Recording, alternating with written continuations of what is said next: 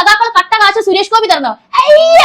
അങ്ങനെ ഇപ്പം നിങ്ങളുടെ അങ്ങ് ആൾക്കാരെല്ലാരും കൂടി അങ്ങ് ഉണ്ടാക്കിച്ച് BJP-ക്കാരതങ്ങ് നികത്തു എന്നുള്ള മൈൻഡ് ഒന്നും അങ്ങനത്തെ ചിന്തയൊന്നും നിങ്ങൾക്ക് വേണ്ട. ജനങ്ങളോട് കൂടിയാണ് ഞാൻ പറയുന്നത്. നിങ്ങൾ ആയ കാലം മുഴുവനും ചുമപ്പ് കൊടിയും പിടിച്ച് നടന്നിട്ട് പിന്നെ ഇപ്പൊ ആരോടാ ചോദിക്കുന്നത്?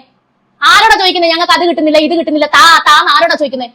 നിങ്ങൾ വോട്ട് പോലും ചെയ്യാത്ത BJP-ക്കാരനായ ഒരു MP യോട് നിങ്ങൾക്ക് നാണമില്ല? നാണുണ്ടോ നിങ്ങൾക്ക്?